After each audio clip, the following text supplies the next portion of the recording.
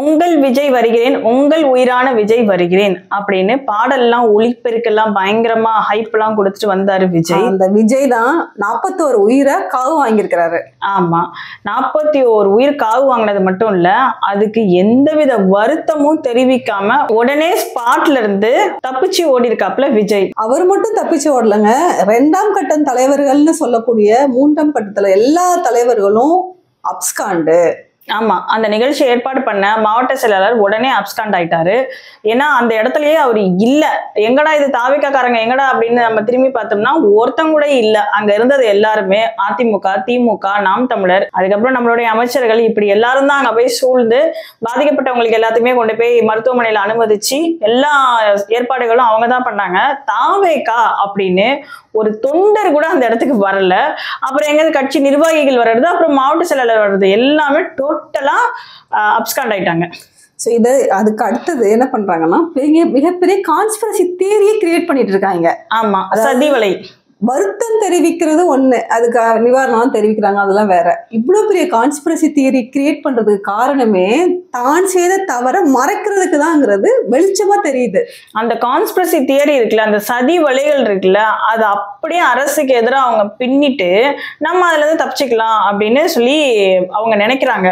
அது எப்படியெல்லாம் பின்றாங்க அப்படின்னா, அந்த சதி வலைகள்ல இல்ல, அதை பின்னி இவங்களே தான் மாட்டிக்கிறாங்க, ஈஸியா மாட்டிக்கிறாங்க. எல்லாத்துக்கும் எவிடன்ஸ் இருக்கு.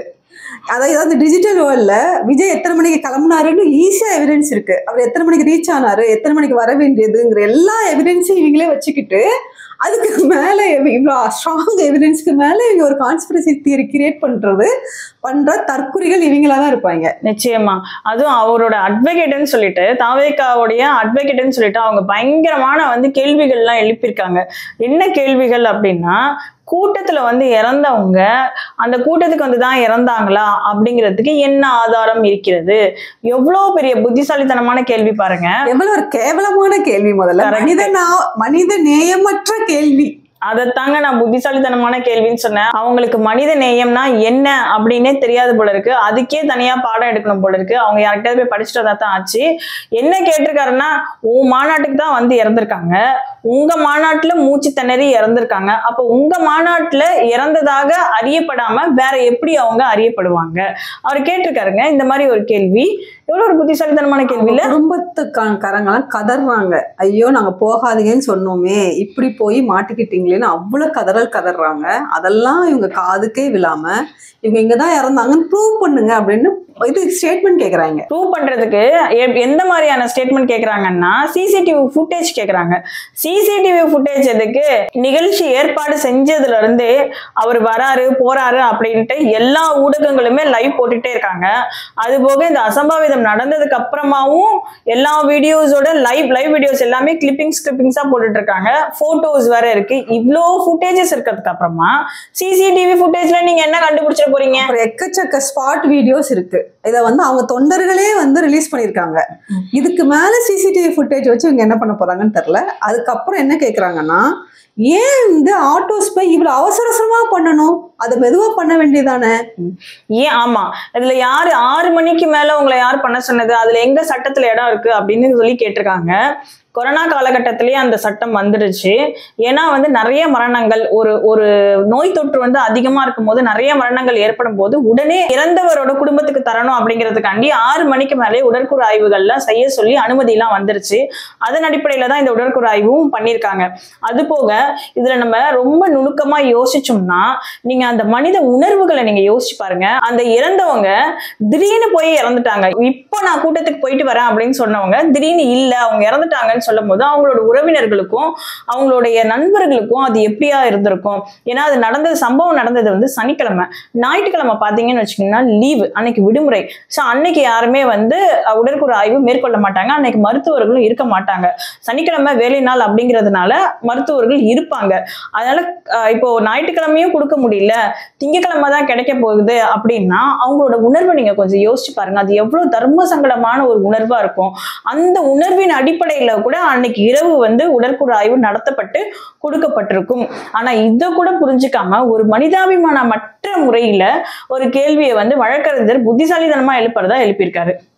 அப்புறம் அடுத்த கான்ஸ்பிரசி பாருங்க, விஜய் ஹாஸ்பிட்டல்ல இருக்கிற விக்டிம்ஸை போய் பார்க்கறதுக்கு விஜய்க்கு பாதுகாப்பு கொடுங்க அப்படின்னு ரெக்வஸ்ட் பண்றாங்க. ஆமா, ரெக்வஸ்ட் பண்ணது மட்டும் இல்லாம இப்போ வந்து நீதிமன்றங்கள் வந்து விடுமுறையில இருக்கு, வெக்கேஷன் ஹாலிடேஸ்ல இருக்கு. இந்த வெக்கேஷன் ஹாலிடேஸ்ல எமர்ஜென்சி பெட்டிஷனா போட்டிருக்காங்க.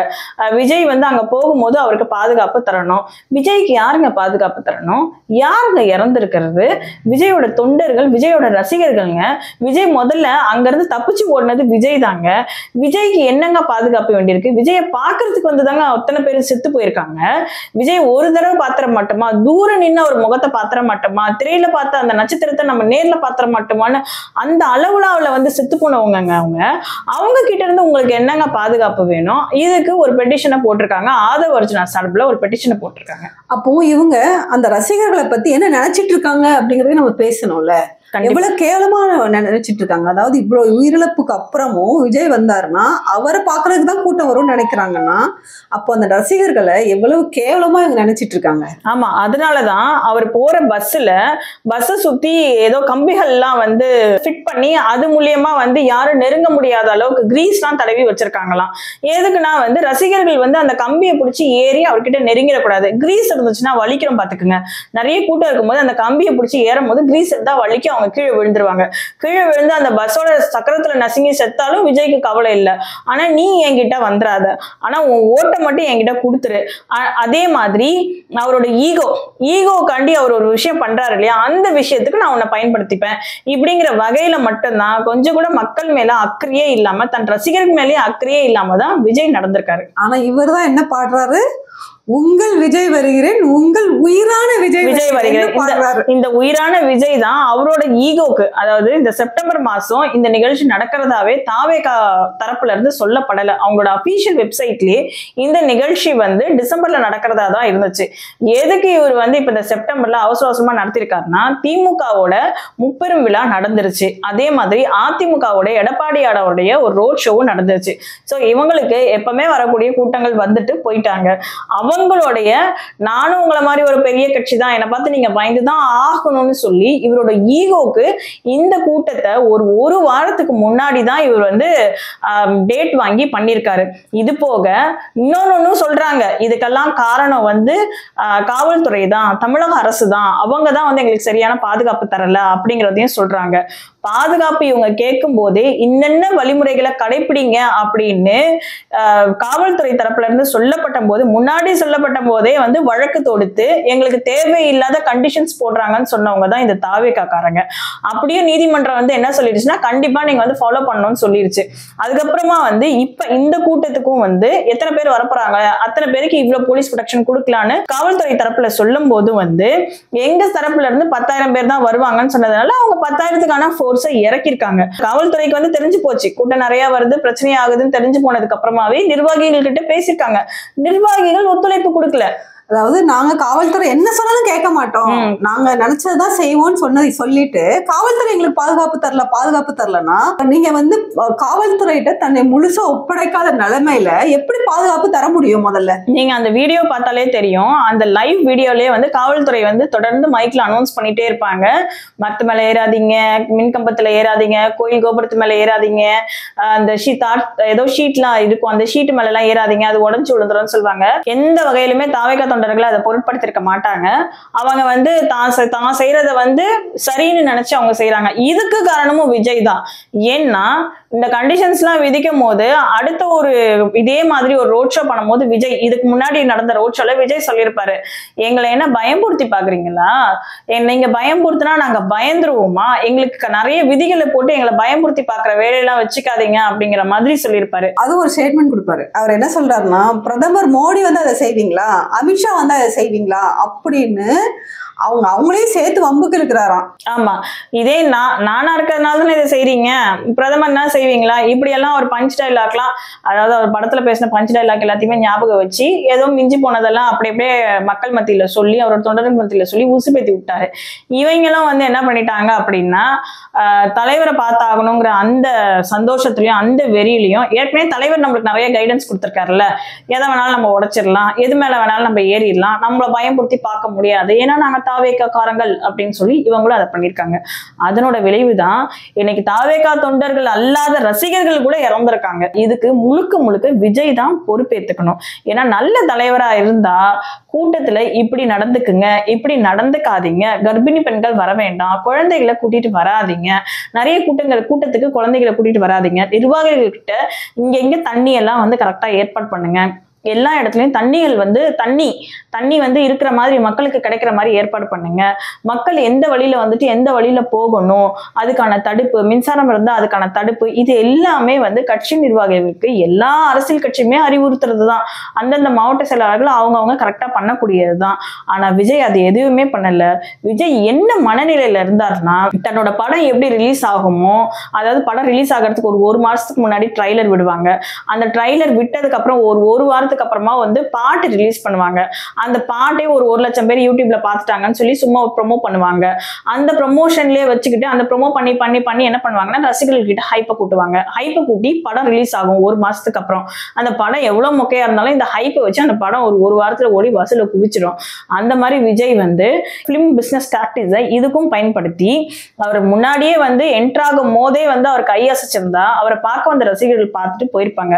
ஏன்னா எல்லா கட்சி தலைவர்களுமே தன்னோட மாநாட்டுக்கு கூட்டத்துக்கு வரும்போது ஓப்பன் இதுல தான் வருவாங்க. வந்துட்டு லைட் எல்லாம் ஆன்ல தான் இருக்கும். அவங்க பாட்டு கையசைப்பாங்க, பாக்குறோம், பார்த்துட்டு போயிருவாங்க. அதுக்கப்புறம் நேரம் அவங்க மேடைக்கு போயிருவாங்க அல்லது ரோட் ஷோ பண்றதுக்கு போயிருவாங்க. அசம்பாவிதங்கள் நடக்காம கூட்டத்தை வந்து கலைச்சிட்டு அவங்க பாட்டுக்கு போயிருவாங்க. இவர் அதெல்லாம் எதுவுமே பண்ணாம என்ட்ராகும் போதே உள்ள அப்படியே கமுக்கமா உட்காந்துக்கிட்டு நேரா கிட்ட வரும்போது லைட்ஸ் எல்லாத்தையுமே, அதாவது அவரோட லைட்ஸ் எல்லாத்தையுமே ஆஃப் பண்ணிட்டு ஆஃப் பண்றது ஆன் பண்றது, ஆஃப் பண்றது ஆன் பண்றது, இந்த மாதிரி சினிமால பண்ணக்கூடிய சித்து விளையாட்டுகளை தன்னோட ரோட் ஷோல பண்ணியிருக்காரு. அதுல ஹைப் ஆகி அவர் ஐயோ எங்க நம்ம தலைவரை பார்க்காம போயிருவோமோ அல்லது அப்படிங்கிற அந்த நினைப்புல இருக்காரா இல்லையாங்கிற நினைப்புல ஓடி வந்துதான் இவ்வளவு அசம்பாவிதங்கள் நடந்திருக்கு.